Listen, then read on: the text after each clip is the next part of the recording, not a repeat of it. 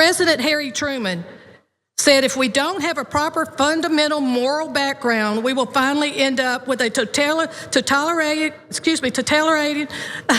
government. HB 71 would require public elementary and secondary schools to display the 10 Commandments in each classroom.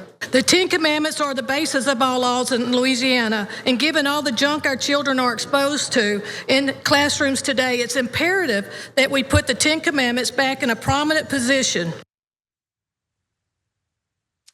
Yeah, that lawmaker from Louisiana who's worried about a totalitarian government wants to force a specific religion onto all students in the public school system in the state of Louisiana.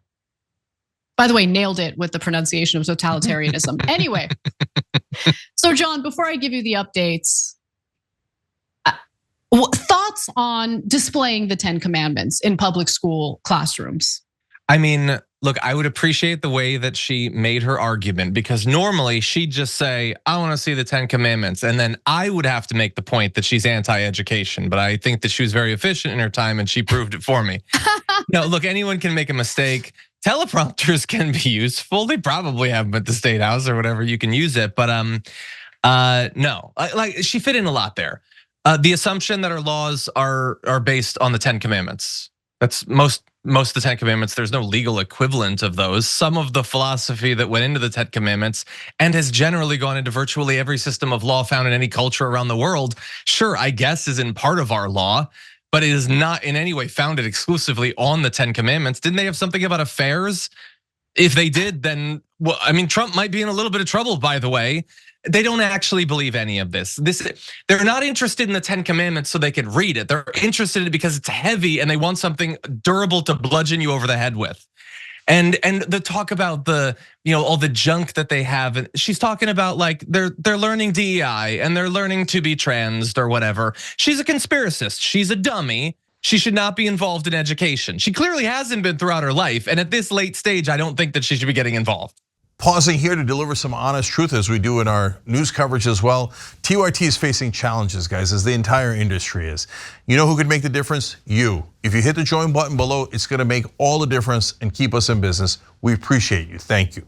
A few weeks ago, Cenk and I covered a story out of Amherst about basically a middle school that was pretty much destroyed over bad decisions that were made, where unqualified people were given posts that they shouldn't have been given, right? And it was all meant to increase diversity, which increasing diversity is fine. I don't have a problem with that. But like, basically the DEI officer who was hired at this middle school ended up hiring her friends as the counselors of this middle school. The counselors ended up, one of the counselors was Black, the other counselor was Hispanic. But I bring this up because they were also very, very deeply religious. And they started bullying the trans students at this middle school, which is unacceptable. And so I give you that example because I wanted to provide an example from the left where politicizing public education is harmful. And we should get back to the basics of doing what is necessary to educate students, give them the tools necessary to succeed in life.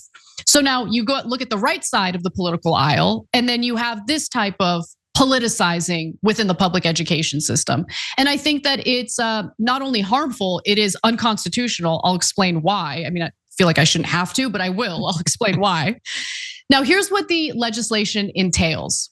Okay, so this bill mandates the display of the 10 Commandments in every classroom of public and non-public elementary, secondary, and post-secondary schools that receive state funding in Louisiana. The display should be no smaller than 11 by 14 inches, with the commandments being the central focus. Now, I acknowledge that as a student, you can just ignore this 11 by 14 piece of paper that has the 10 Commandments, but it still goes against our Constitution because we're talking about government essentially promoting a specific religion, which they are not supposed to do because in our country, we are supposed to value religious liberty, and that includes freedom from religion. So I'll get to that in a moment. But it's important to show the text of what they want posted. okay? Because it's not as simple as thou shalt not steal, which is fine, right? I mean, you could word it in a way where it's clearly not just a reference to the 10 Commandments, but here's what it'll actually say. I am Lord thy God. Thou shalt have no other gods before me. Thou shalt not make to thyself any graven images. Thou shalt not take the name of the Lord thy God in vain.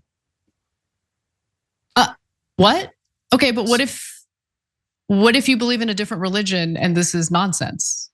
Let me give you more. Remember the Sabbath day to keep it holy. Honor thy father and thy mother, and thy days may be long upon the land which the Lord thy God giveth thee. They got to modernize some of this language. Let's go to the next one. Okay, go ahead, John. Yeah, you can say you shall not kill. You can say that. And I know what they would say. No, you can't update it. You got to write it like it was originally written. It wasn't written in English originally. It's already been updated. At what arbitrary point did they suddenly say, that's enough, no more grammatical updates or anything like that? No, they keep it in that old Middle English or whatever because they think it makes it seem more authoritative. That's why they do it. It's a style thing, okay? It's a style flex. Like, look, some of the messaging within the 10 Commandments is good messaging, but you can take the good moral teachings and take the religion out of it, right? You get what I'm saying? That way, students who don't follow a particular religion, in this case Christianity, don't feel as though their educators are promoting a specific religion and like shoving it on them, right? Forcing it on them. But that's the point. I know that's the point. You know that. Of course you know that. That's why they're doing it. And it's wrong. It is wrong when people force their religious beliefs or political beliefs onto the students. Okay, it's supposed to be a place of learning where these kids are supposed to be given the tools necessary to form their own views, to have their own perspectives. Thou shalt not kill. Okay, I agree. Killing is bad. Don't kill. Okay, but take the religion out of it and just teach the morality without the religion. But again, to your point, John, you're absolutely right. They want to force the religion on people. Thou shalt not covet thy neighbor's house. Thou shalt not covet thy neighbor's wife. I mean, some people do. Some people do. Oh, nor his manservant. Look, it is admittedly hard to turn down a manservant. So a reminder to at least try is appreciated. No, I think I'm kind of into this now. So wait, I'm not supposed to covet the manservant? I mean, pain of death. I covet the manservant. Covet, but it's gonna be a lake of fire for you. That's what I hear. Better appreciate that manservant while you can. You know what? I accept it. I'll accept the consequences. So look, this is an excellent lesson to learn in first grade, right? Is that wives and maid servants are a man's property. That's like the main point here. The bill says schools can either spend their public funds for these displays. Can you imagine they're even spending the money on this nonsense instead of spending it on, I don't know, books? No, they need to find places to spend it because they've just been so flush with cash for so long. They just don't know what to put it into. So crazy. Or they can use donated money to buy the signs or accept donated displays. Opposing lawmakers do maintain that this bill will violate the First Amendment, which states, let's read the First Amendment to the Constitution. Congress shall make no law respecting an establishment of religion or prohibiting the free exercise thereof. And guys, I want to be clear about something. This isn't me picking on Christianity, right? Like I don't believe in organized religion. You all know this. But I would feel the same way if there were like verses from the Quran posted in public classrooms in Louisiana. Like it's just wrong and it is unconstitutional and it really has no place in public school classrooms. House Representative Dodie Horton, who authored the bill, disagreed and floundered when another representative brought up the obvious issue of teachers who aren't Christian being forced to do this. So let's take a look at how that went down.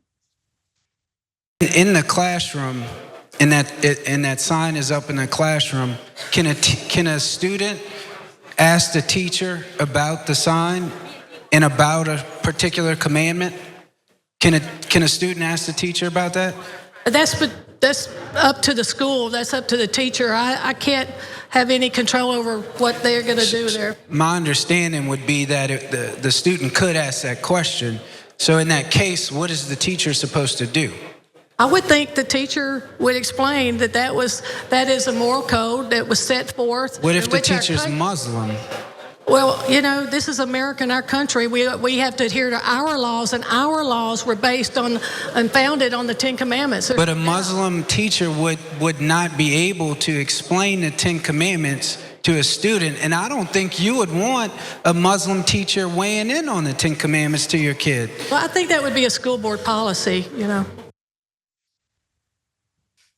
So, look, this bill will be challenged in court. Civil liberties organizations in Louisiana have already issued a statement calling the law unconstitutional. Quote, "Our public schools are not Sunday schools," it reads, "and students of all faiths or no faith should feel welcome in them." And that's really the issue at play here. This isn't an anti, Christianity segment. This is more about maintaining real religious freedom in institutions that are funded through taxpayer dollars. And so if your taxpayer money is going toward endorsing a specific religion that you don't believe in, you're not going to be too happy about that. And that doesn't feel like religious liberty to me. Final words, John? Yeah, 100%, and I agree. And look, we can do the sort of thing that we always do in these cases where you alluded to, having like verses from the Quran. I could say, could I have choice quotes from the book of Leviathan from the Satanic Bible? And of course they wouldn't want that. But again, they're not waiting to have their hypocrisy described to them.